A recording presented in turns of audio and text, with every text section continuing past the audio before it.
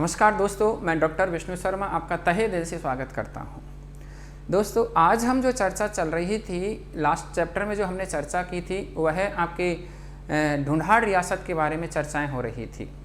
ढूंढाड़ रियासत के बारे में हम जो चर्चा कर रहे थे, ढूंढाड़ रियासत के बारे में मैंने आपको बताया था कि ढूंढाड़ जो रियासत जो रही है, उस ढूंढाड़ रियासत का कैसे कैसे जो है शासनकाल किस किस शासकों ने किया था। तो लास्ट चैप्टर में हमने जो चर्चा कर ली थी वह जो कर ली थी जयसिंह फर्स्ट तक चर्चा हो चुकी थी। जयसिंह फर्स्ट के बाद में आज हम जो चर्चा करने जा रहे हैं उनसे आगे जो शासक हुए थे उनके बारे में। तो देखिएगा, जयसिंह फर्स्ट जो हैं उनके मृत्यु जो होती है उनकी 67 में 1667 ईस्वी में जयसिंह फर्स्ट की जो है मृत्यु हो जाती है। और अब यहाँ के जो शासक जो बनते हैं, उन शासक की बात करें तो उनका जो नाम मिलता है वह मिलता है बिशन सिंह। उनका जो नाम मिलता है वह जो मिलता है बिशन सिंह करके जो है ये शासक होते हैं। राइट, तो बिशन सिंह यहाँ पर जो है शासक बनते हैं। बिशन सिंह यहाँ के जो है ये शासक बनते हैं। आपके ये जो बात करते हैं तो आपके मेवा यहाँ ढूंढाड़ के, तो ढूंढाड़ के अब शासक जो बनते हैं बिशन सिंह। बिशन सिंह का शासनकाल जो बताया गया है वो 1667 से इनका शासनकाल स्टार्ट होता है, जो 1700 तक जो है चलता है। 1700 ईस्वी तक जो है इनका शासनकाल चलता है। ये जो बिशन सिंह जो हैं ये देखिएगा, जयसिंह जो है, जयसिंह जो थे आपके फर्स्ट, उस जयसिंह की जो है मृत्यु जो हो जाती है, तो जयसिंह फर्स्ट की मृत्यु के बाद में ये शासक बनते हैं। जयसिंह फर्स्ट की मृत्यु हो गई थी। इस मृत्यु के बाद में, जयसिंह फर्स्ट की मृत्यु के बाद जो है इनको जो है शासक बनाया जाता है। जयसिंह फर्स्ट की मृत्यु के बाद में शासक जो है ये बनते हैं। ये जो बात करते हैं तो आपके बिशन सिंह। बिशन सिंह जयसिंह फर्स्ट की मृत्यु के बाद में शासक बने थे। ऐसा माना जाता है कि औरंगजेब ने इनको जो है शासक नियुक्त किया था। औरंगजेब जो हैं, इस औरंगजेब ने इनको शासक नियुक्त किया था। औरंगजेब ने इनको जो है शासक नियुक्त किया था। शासक नियुक्त किया था औरंगजेब ने। ठीक है, औरंगजेब जो हैं इन्होंने शासक इनको जो है नियुक्त किया था। ये बात करें तो बिशन सिंह को, बिशन सिंह बेसिकली ये जो रहने वाले थे, बिशन सिंह ये दौसा के थे। तो दौसा के रहने वाले थे, तो दौसा के जो है ये संरक्षक हुआ करते थे। तो यहाँ से इनको जो है दौसा के संरक्षक जो है यहाँ से इनको हटा करके और इनको जो है अब जो बनाया गया था आमेर का शासक बना दिया जाता है। राइट, आमेर का जो है ये शासक जो है बन जाते हैं। तो आमेर के शासक बन जाते हैं मित्रों। ये जो बात करें तो बिशन सिंह जो है ये, तो बिशन सिंह आमेर के शासक जो है बना दिए जाते हैं। औरंगजेब ने जैसे इनको शासक बनाया था तो इनको जिम्मेदारी जो दे दी थी वह जो दे दी थी आपके भरतपुर में उस समय जाटों ने विद्रोह कर दिया था। जाटों ने अपने आप को स्वतंत्र करने के लिए विद्रोह कर दिया था। तो जाटों के विद्रोह का दमन करने के लिए इनको जो है आपके जो है भरतपुर भेजा जाता है इनको। तो भरतपुर जो है इनको भेजा जाता है। तो ये जो है आपके 1668 ईस्वी में, 68 ईस्वी में ये जो है आपके जाट विद्रोह का दमन करने के लिए, जाट विद्रोह जो है इस विद्रोह का दमन करने के लिए ये जो है आपके भरतपुर जाते हैं। भरतपुर जाते हैं ये जो है जाट जो है इनका विद्रोह करने के लिए, दमन का। जाट नेता इस समय जो थे, जाट नेता की बात करें तो जाट नेता जो थे इस समय उनका जो नाम मिलता है चूड़ामन मिलता है। चूड़ामन जो थे ये जाट नेता थे। इस चूड़ामन जाट नेता का इन्होंने क्या कर दिया, दमन कर दिया था। और दमन जैसे ही कर दिया जाता है तो इनसे जो है औरंगजेब बड़े खुश होते हैं और औरंगजेब इनको उठा करके और इनको लाहौर का सूबेदार बना देते हैं। तो मित्रों, इनको जो है लाहौर का सूबेदार बना दिया जाता है बिशन सिंह जो हैं इनको। तो बिशन सिंह जो हैं इनको अंत में इनको लाहौर का सूबेदार बना दिया जाता है। लाहौर जो है, लाहौर का सूबेदार बनाया जाता है। और लाहौर का सूबेदार जब बना दिया गया तो लाहौर में ही इनकी मृत्यु हो जाती है। लाहौर में ही इनकी मृत्यु जो होती है मित्रों, वह जो होती है आपकी 31 दिसंबर 1699 में, 31 दिसंबर 1699 में इनकी मृत्यु हो जाती है। कहने का मतलब लास्ट डे जो है आपके ये 99 का। तो 1699 में इनकी लाहौर में ही मृत्यु हो जाती है, ये बिशन सिंह जो है इनकी। तो अब जो है यहाँ कहने का मतलब लास्ट जो है हुआ था तो 1700 तक माने जाएंगे शासक। 1 जनवरी 1700 जो है यहाँ से शासक नेक्स्ट जो है नियुक्त हो जाते हैं।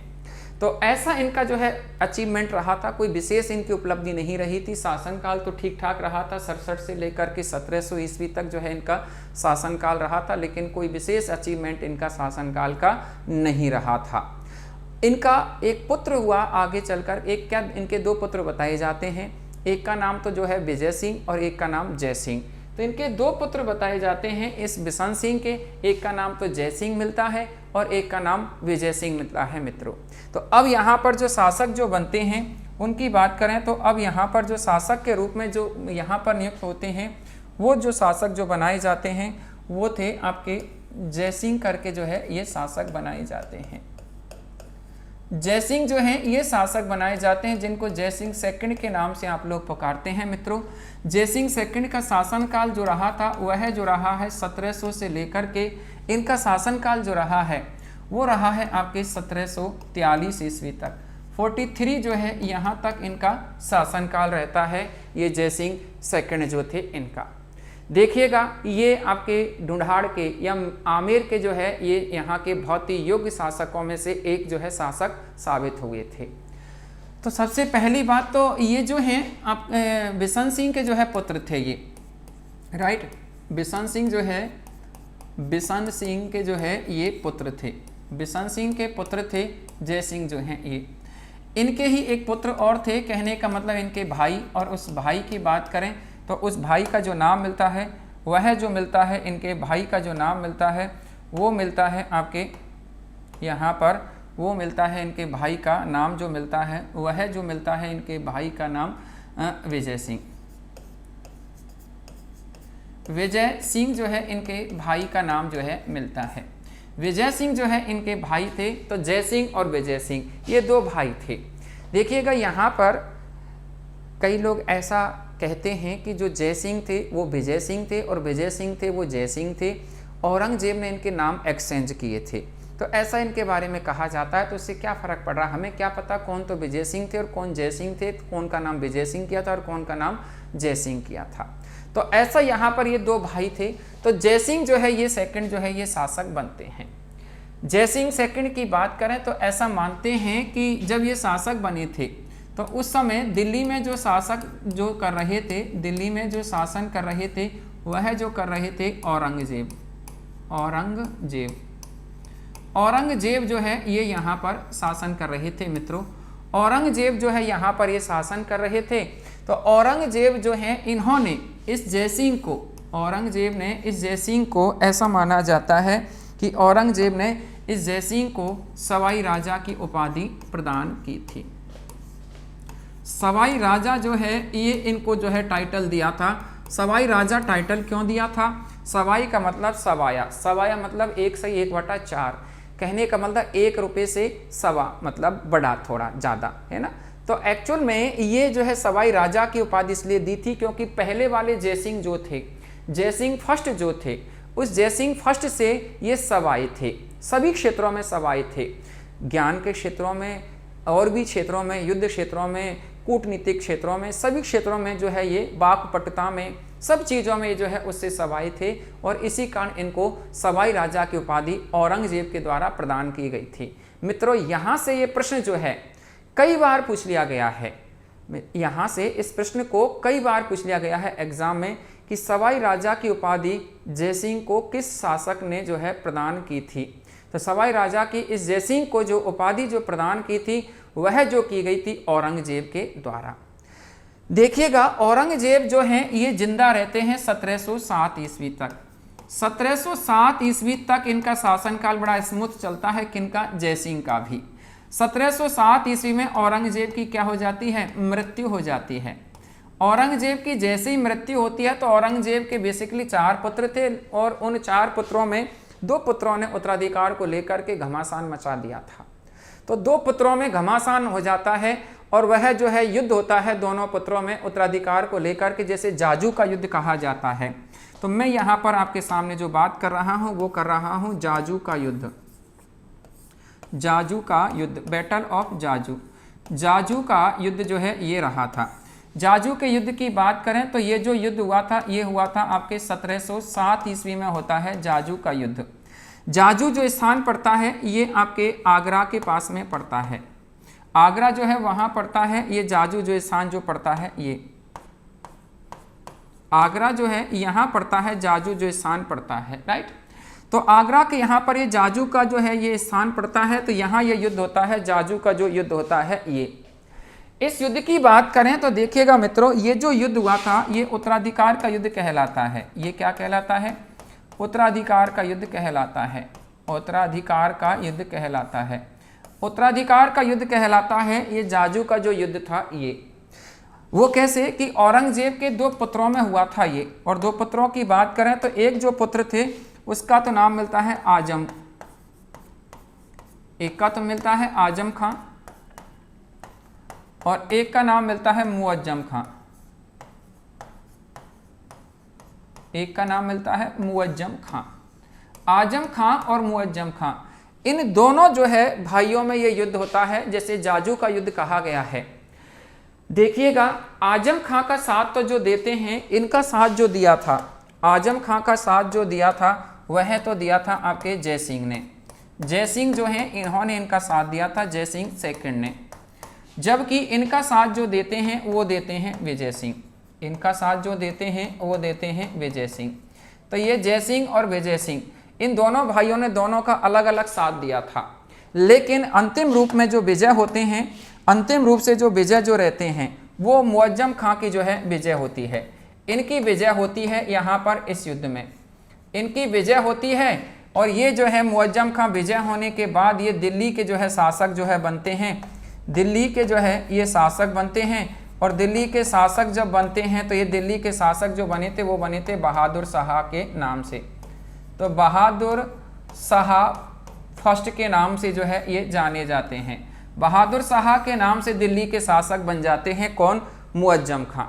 तो मुअज्जम खां दिल्ली के शासक बन जाते हैं। तो अब ये क्या करते हैं कि इस जय सिंह से इस चीज़ का बदला लेते हैं कि इन्होंने इनके खिलाफ जो है इसमें भाग लिया था। तो इन्होंने इसके खिलाफ जब भाग लिया था तो अब यहाँ पर ये क्या करते हैं कि आमेर पर आक्रमण करते हैं। कौन? ये बहादुर शाह। तो इन्होंने जो है आमेर पर आक्रमण किया था। ये जो बहादुर शाह जो हैं इन्होंने आमेर पर आक्रमण किया था। आमेर पर आक्रमण किया था इन्होंने। और आमेर पर आक्रमण करके और ये क्या करते हैं कि आमेर का शासक जो बनाते हैं, आमेर का शासक जो बनाते हैं वह किसको बना दिया जाता है? विजय सिंह को आमेर का शासक बना दिया जाता है। जय सिंह को यहाँ से निकाल दिया जाता है। जय सिंह को यहाँ से निष्कासित कर दिया जाता है। जय सिंह को यहाँ से निकाल दिया जाता है। 1707 ईस्वी में ही विजय सिंह को आमेर का शासक बना दिया जाता है। और आमेर का नाम बदल करके, आमेर का नाम बदल करके, आमेर जो है इस आमेर का नाम बदल करके और इसका नाम कर दिया था मोमीनाबाद। मोमीनाबाद। तो आमेर का नाम बदल करके क्या कर दिया था? मोमीनाबाद जो है आमेर का नाम कर दिया जाता है। तो आमेर का नाम मोमीनाबाद कर दिया था। और आमेर का शासक किसको नियुक्त कर दिया था? विजय सिंह को। ये काम किसने किया था? बहादुर शाह ने किया था, जो कि ओरिजिनल नाम क्या था? मुअज्जम खां। तो मुअज्जम खां जो है, इस मुअज्जम खां ने आमेर का शासक बना दिया था विजय सिंह को और जय सिंह को यहाँ से निष्कासित कर दिया था। तो अब देखिएगा मित्रों, जय सिंह को यहाँ से निष्कासित कर दिया जाता है। तो अब यहाँ से क्या होता है कि जैसे यहाँ से जय सिंह निष्कासित हो जाते हैं, जय सिंह यहाँ से निष्कासित हो जाते हैं, तो अब यहाँ पर क्या होता है कि ये जय सिंह जो हैं आपके 2 रियासतों से जाकर के मिलते हैं। जय सिंह सेकंड की बात करें तो जय सिंह सेकंड जो हैं ये यहाँ से जब निकाल दिए जाते हैं तो ये 2 रियासतों से जाकर के मिलते हैं। ये 2 रियासतों से जाकर के मिलते हैं। ये एक तो मिलते हैं मारवाड़ से, मारवाड़ से जाकर के मिलते हैं। और इस समय मारवाड़ के जो शासक जो थे, मारवाड़ के शासक जो थे, एक जो है ये आपके मेवाड़ से मिलते हैं। और मेवाड़ के जो शासक जो थे, तो यहाँ देखिएगा ये मारवाड़ के शासक, उनका नाम तो मिलता है अजीत सिंह। अजीत सिंह जो है यहाँ के ये शासक होते हैं। और यहाँ के जो शासक होते हैं उनका नाम मिलता है अमर सिंह। इनसे जाकर के मिलता है, ये अमर सिंह सेकंड के नाम से इनको जाना जाता है। तो ये जो है इनसे मिलते हैं, अजीत सिंह और अमर सिंह जो है इनसे जाकर के ये जो है मिलते हैं। और इनसे मिलकर के और इन तीनों के मध्य मीन्स जय सिंह, अजीत सिंह और अमर सिंह, इन तीनों के मध्य एक समझौता होता है। और उस समझौते की बात करें तो उसको जो कहा जाता है, इन तीनों के मध्य जो समझौता हुआ था उस समझौते को जो कहा जाता है वह कहा जाता है देवारी समझौता। देवारी समझौता उसको कहा जाता है, जो कि 1707 ईस्वी में हुआ था देवारी समझौता। तो इन तीनों के मध्य में देवारी स्थान का नाम है, जगह का नाम है। और ये देवारी जो स्थान जो पड़ता है, ये जो पड़ता है देवारी स्थान आपके उदयपुर जो है यहाँ पर जो है पड़ता है, उदयपुर जो है यहाँ पर, चित्तौड़ जो है वहाँ जो जाकर के ये जो है उदयपुर और चित्तौड़ के मिडिल में जो है यूँ कह सकते हैं कि उदयपुर में आता है देवारी।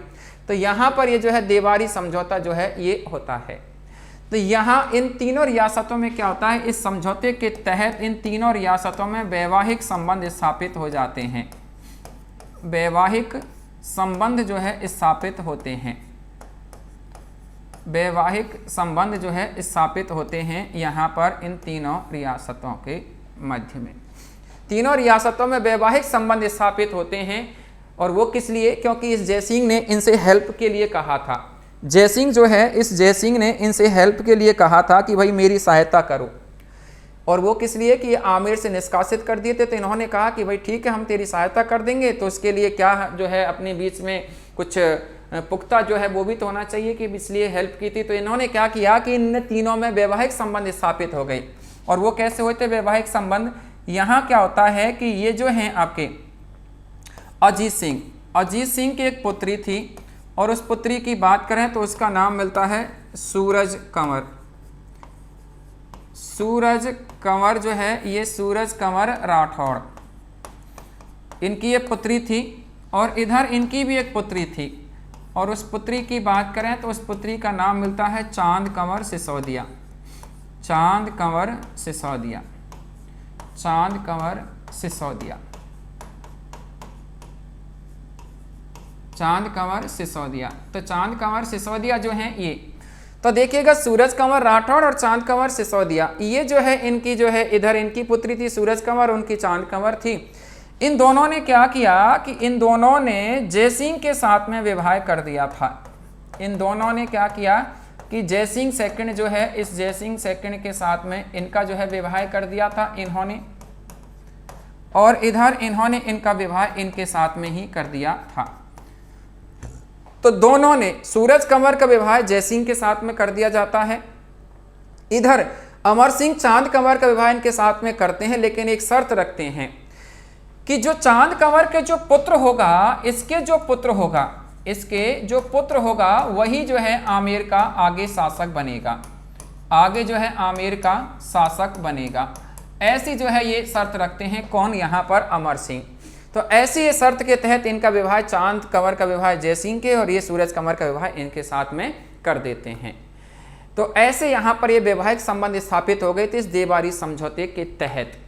अब यहाँ पर कालांतर में आगे चल करके कालांतर में यहाँ क्या होता है कि इधर सूरज कंवर के जो पुत्र हुआ था, उस पुत्र की बात करें तो उसका तो नाम मिलता है ईश्वरी सिंह। आगे हुए थे कालांतर में चल करके, ईश्वरी सिंह करके जो है इनके ये पुत्र होते हैं।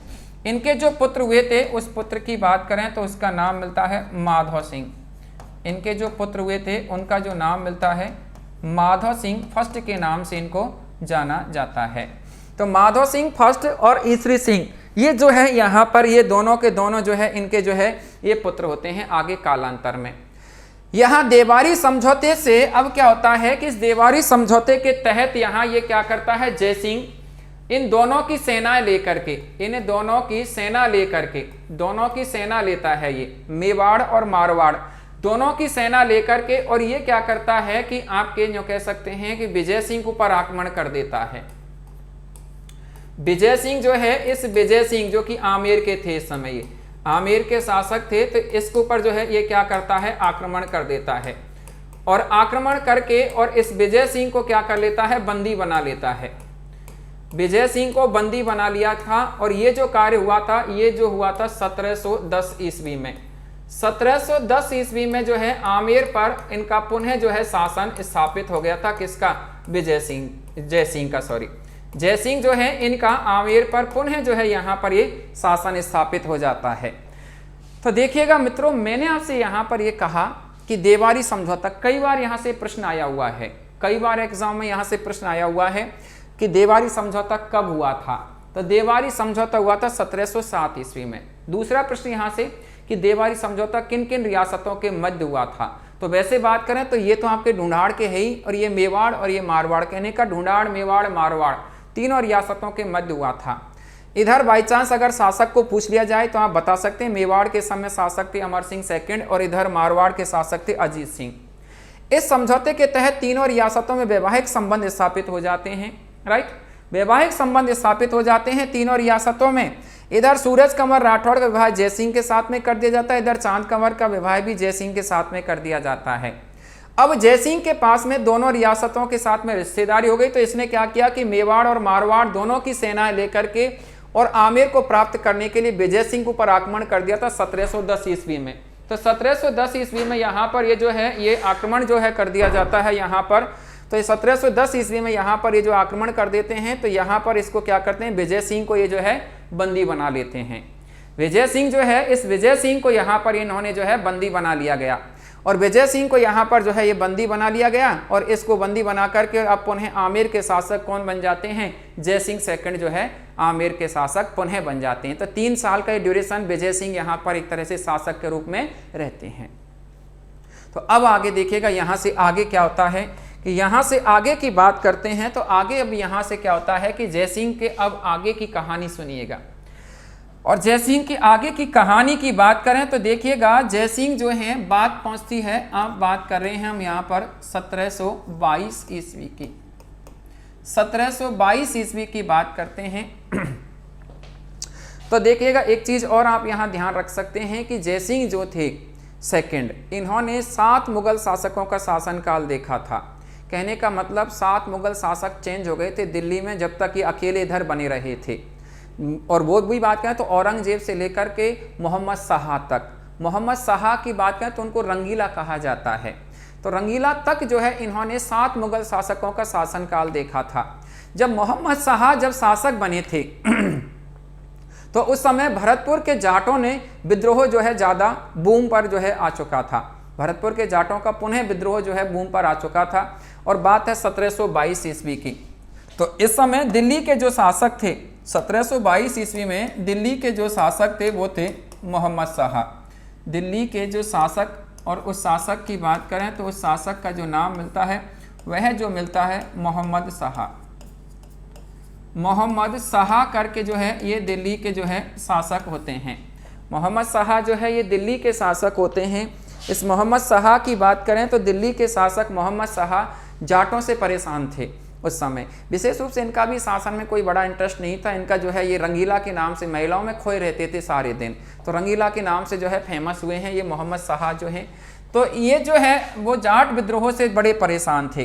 तो ऐसा मानते हैं कि जाटों के विद्रोह का दमन करने के लिए, जाट जो विद्रोह है, जाट विद्रोह कर रहे थे, और इस जाट विद्रोह का दमन करने के लिए इस समय जाट नेता जो थे, उन जाट नेता की बात करें तो उनका जो नाम मिलता है वो मिलता है वदन सिंह।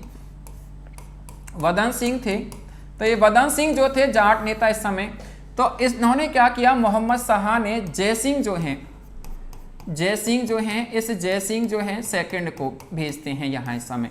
जयसिंह सेकंड जो है इसको इनका दमन करने के लिए भेजा जाता है, इनका दमन करने के लिए जो है भेजा जाता है, इनका दमन करने के लिए यहाँ पर इसको भेजा जाता है जयसिंह सेकंड जो हैं इनको। तो जयसिंह सेकंड जो हैं इनको इनका दमन करने के लिए जो है भेजा जाता है, और इनका दमन करने के लिए जो है भेजा जाता है। तो ये जो बात करें तो यहाँ पर इनका ये दमन करने के लिए जब भेजे जाते हैं ये जयसिंह जो है आपके सेकंड, तो ये वदन सिंह को समझाते हैं, ये इनको समझाते हैं, और इन दोनों के मध्य में यहाँ पर समझौता हो जाता है। यहाँ ये जो है समझौता हो जाता है इन दोनों के मध्य में, और समझौता जब हो जाता है तो ये इसको जो है आपके वदन सिंह जो हैं इनको भरतपुर का शासक घोषित कर देते हैं। ये इसको भरतपुर जो है, भरतपुर का जो है इनको शासक जो है बना दिया था। भरतपुर का शासक जो है इसको बना दिया था और भरतपुर का शासक जो है इसको बना दिया जाता है और वदन सिंह को इस जयसिंह ने ब्रज राजा की उपाधि जो है प्रदान कर दी थी। ब्रज राजा जो है इस ब्रज राजा की उपाधि जो है इसको दे दी थी, किसको? वदन सिंह को। तो वदन सिंह को ये जो है आपके ब्रज राजा की उपाधि दे देते हैं। ब्रज राजा की उपाधि जो है दी गई थी और वह किसके द्वारा दी गई थी? जयसिंह के द्वारा। और किसको दी गई थी? वदन सिंह को। तो यहाँ देखिएगा ये प्रश्न कई बार आया हुआ है कि ब्रज राजा की उपाधि पहली बार तो किसे प्राप्त हुई है? तो वो ही है वदन सिंह को। ब्रज राजा जो कहा जाता है वदन सिंह को कहा जाता है और ये दी की थी जयसिंह सेकंड ने दी थी इनको ये उपाधि। अब यहाँ पर ये शासक बनने के बाद में भरतपुर में जाटों का जो विद्रोह था वो हो गया शांत। जाटों का जो विद्रोह था वो हो गया शांत। तो अब जाटों का विद्रोह शांत हो जाता है तो इससे मोहम्मद शाह बड़े खुश होते हैं। तो मोहम्मद शाह जब खुश होते हैं तो इस मोहम्मद शाह ने जयसिंह को भी एक उपाधि दे दी थी और वह उपाधि जो दी थी जयसिंह को भी एक उपाधि दे दी थी और वह उपाधि दी थी राज राजेश्वर। राज राजेश्वर, राज राजेश्वर की जो है ये उपाधि दे दी थी। ये जो बात करते हैं तो आपके जयसिंह जो हैं इनको। तो जयसिंह सेकंड जो हैं इस जयसिंह सेकंड को इस मोहम्मद शाह ने राज राजेश्वर की जो है उपाधि दे दी थी। तो जयसिंह सेकंड जो हैं इन्होंने जयसिंह सेकंड ने राज राजेश्वर की जो है इनको उपाधि दे दी थी। ये जो बात करें तो आपके जयसिंह सेकंड को मोहम्मद शाह ने। ये प्रश्न पिछली बार मित्रों पटवार के एग्जाम में पूछा गया था। प्रश्न ये पूछा गया था कि जयसिंह सेकंड को राज राजेश्वर की उपाधि किस मुगल शासक ने प्रदान की थी, ऐसे करके प्रश्न था। तो राज राजेश्वर की जो उपाधि जो प्रदान की थी वह जो की थी आपके मोहम्मद शाह ने। तो ऐसे करके 1722 ईस्वी का जो है ये जो था आपके यहाँ पर ये ड्रामाबाजी जो इस प्रकार की थी ये यहाँ पर ये होती है। अब यहाँ से समय आगे गुजरता है और यहाँ से समय आगे गुजर करके और अब समय जो पहुँचता है वह जो समय पहुँचता है वो पहुँचता है आपके 18 नवंबर 1727 ईस्वी। 18 नवंबर 1727 ईस्वी में क्या होता है कि ये क्या करते हैं कि आपके जयपुर जो है जयपुर जो है इस जयपुर शहर की ये क्या करते हैं नींव रखते हैं यहाँ पर। तो जयपुर शहर की यहाँ पर ये क्या रखी जाती है नींव रखी जाती है। यहाँ पर जयपुर शहर की नींव रखी गई थी जो कि ऐसा माना जाता है कि लगभग पूर्ण जो हो गया था वह जो जाकर के 1729 ईस्वी में जाकर के लगभग कंप्लीट हो गया था। लगभग जो है 1729 में जाकर के पूर्ण हो जाता है। तो यहाँ से देखिएगा जयपुर शहर बसाने का श्रेय जो जाता है वह जयसिंह सेकंड को ही जाता है और 18 नवंबर 1727 ईस्वी को इन्होंने जयपुर शहर की नींव रखी थी जो लगभग 2 वर्ष में जाकर के लगभग जो है ये बस चुका था। कहने का मतलब इसके चारों तरफ बाउंड्री वाल बना दी गई थी और इस प्रकार से इसमें जो है लोग बाग जो है निवास करने लगे थे स्थायी रूप से। यहाँ इस शहर की बात करें तो मित्रों इस शहर के जो वास्तुकार जो थे इस शहर के वास्तुकार की बात करें तो उनका जो नाम मिलता है वह मिलता है विद्याधर भट्टाचार्य।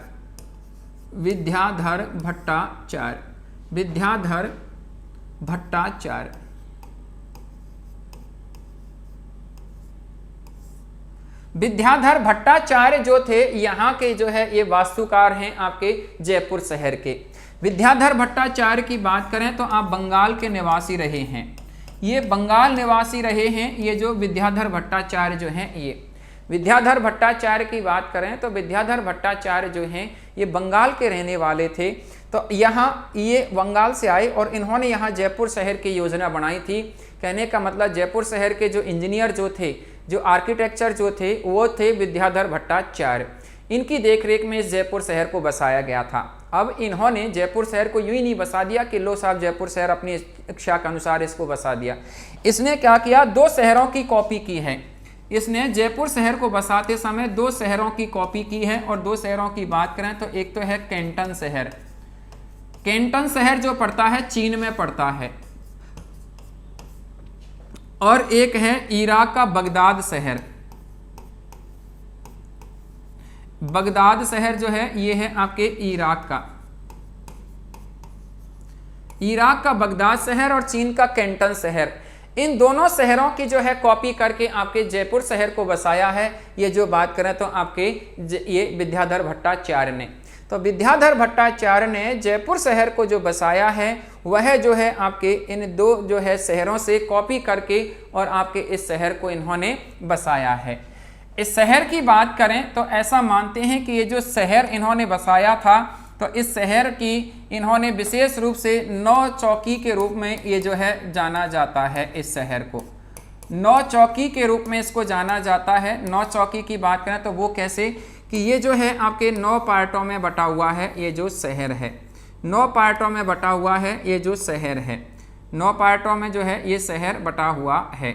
वो कैसे आपके यहाँ देखिएगा ये 9 पार्ट बन गए हैं, 1 2 3 1 2 3 और 1 2 3, तो ऐसे 9 पार्टों में बटा हुआ है। तो 9 चौकी का शहर कहलाता है। इस शहर के जो रोड हैं उनमें भी 9 का विशेष ध्यान रखा गया है कि सबसे छोटा रोड है 9 फीट चौड़ा, उससे बड़ा जो है 18 फीट चौड़ा, उसके बड़ा जो है 27 फीट चौड़ा, उससे बड़ा जो है 36 फीट चौड़ा। तो ऐसे जो है यहाँ पर इन्होंने ये जो है 9 के गुणज का विशेष जो है ध्यान रखा गया है, ये जो है आपके यहाँ पर। तो ऐसे यहाँ पर ये जो है 9 के गुणज का विशेष रूप से ध्यान रखते हुए और भी बात करें तो इससे बड़ा जो रोड जो बताया गया है वो 45 फीट चौड़ा रोड जो है यहाँ पर बनाया गया है। तो वो कैसे कि देखिएगा 9 का आंकड़ा आता है, सबका योग जो आता है 9 का आता है, वह है कैसे आपके 9 का योग देखिएगा 9 तो 9 है ही, 8 और 1 9, 7 और 2 9, यहाँ पर 6 3 9 और यहाँ पर 5 और 4 9। तो हर चीज़ का 9 का गुणज है। ये देखिएगा ये भी 9 पार्ट हैं यहाँ पर इसमें, और ये 9 पार्टों में जो है ये जो है बसा हुआ है। इसमें जो है यहाँ भी देखिएगा इसको जो ये डेट जो है ये 8 और 1 9, यहाँ भी देखिएगा 7 और 2 9, और यहाँ भी आपके देखिएगा ये जो है आपके लास्ट में जो है 29 20 9। तो कहने का मतलब यहाँ 9 के गुणज का विशेष रूप से इस शहर में ध्यान रखा गया है।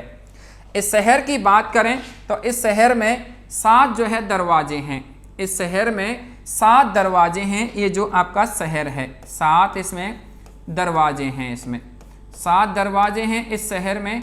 और 7 दरवाज़ों की बात करें तो वो 7 दरवाजे जो इसमें दिए हुए हैं उनमें अगर हम यहाँ पर बात करें 7 दरवाज़ों की तो देखिएगा यहाँ पर जो 7 दरवाजे जो दिए गए हैं उनमें जैसे चांदपोल, चांदपोल, उसके बाद में यहाँ पर आपके अजमेरी गेट, अजमेरी गेट, उसके बाद में यहाँ पर आपके सांगानेरी गेट, उसके बाद में यहाँ पर आपके सांगानेरी गेट, सांगानेरी गेट, उसके बाद में घाट गेट, घाट गेट, उसके बाद में यहाँ पर बात करें तो नेक्स्ट यहाँ पर बात करते हैं तो इसके बाद में घाट गेट के बाद में सूरजपोल, सूरजपोल, उसके बाद में गलता गेट, गलता गेट, गलता गेट, और उसके बाद में नेक्स्ट यहाँ पर बात करें तो जोरावर सिंह गेट, जोरावर सिंह गेट। ये गेट जो रहे हैं आप देखिएगा यहाँ पर 1 2 3 4 5 6 और ये 7 दरवाजे हैं इसमें। ये जो बात करें तो आपका ये जो जयपुर शहर जो है इसमें एक दरवाज़ा बाद में बनाया गया जैसे आप न्यू गेट के नाम से पुकारते हैं, नाम ही उसका न्यू गेट है जो कि बाद में बनाया गया है। ये 7 दरवाजे जो है उस समय बनाए गए थे। तो ऐसा जो है ये दुर्ग का ये जो है आपका जो जयपुर शहर है इसका चारों तरफ से परकोटा रहा है। इस जयपुर शहर का जो परकोटा है मित्रों, इस परकोटे की बात करें तो आपका जयपुर शहर का जो परकोटा है, जयपुर जो है जयपुर का जो परकोटा है, ये जयपुर का परकोटा जो है, इस परकोटे की बात करें तो इसको यूनेस्को ने विश्व धरोहर सूची में शामिल कर लिया है। विश्व धरोहर सूची जो है, इस विश्व धरोहर सूची में इसको शामिल कर लिया गया है और वह भी आपके 6 जुलाई 2019 में 6 जुलाई 2019 में जो है इसको विश्व धरोहर सूची में शामिल कर लिया गया है। तो जयपुर शहर का जो परकोटा है, इस जयपुर शहर के परकोटे की बात करें तो ये विश्व धरोहर सूची में 6 जुलाई 2019 को जो है इसको शामिल कर लिया गया है विश्व धरोहर सूची में। ये जो बात करते हैं तो यहाँ पर तो विश्व धरोहर सूची में जो है ये जयपुर शहर का जो है ये परकोटा शामिल कर लिया गया है। तो ऐसा ये जो है जयपुर शहर बसाने का जो श्रेय जाता है वो जयसिंह को ही जाता है। तो ऐसा इन्होंने ये कार्य किया था, जयसिंह सेकंड जो थे इन्होंने, राइट। आगे हम बात करते हैं इसके बाद में, तो देखिएगा ऐसा मानते हैं कि 1727 ईस्वी में ही 1727 ईस्वी में ही आपके जयसिंह जो हैं इन्होंने आपके सिटी पैलेस का निर्माण भी करवाया था। सिटी पैलेस जो है, इस सिटी पैलेस का इन्होंने निर्माण करवाया था। सिटी पैलेस का इन्होंने निर्माण करवाया था और सिटी पैलेस का जब इन्होंने निर्माण करवाया था तो वहाँ पर एक मुख्य महल बनवाया था, जैसे चंद्र महल के नाम से आप लोग पुकारते हैं, चंद्र महल के नाम से इसको जो है पुकारा जाता है। तो ये सिटी पैलेस का निर्माण करवाया इन्होंने जयपुर के, और यहाँ पर ये चंद्र महल मेन जो है महल इसका निर्माण करवाया था। इसी समय इन्होंने क्या किया कि आपके जो जयपुर जो है इसको राजधानी बना लिया था। जयपुर जो है, इस जयपुर को इन्होंने क्या कर लिया था, राजधानी बना लिया था।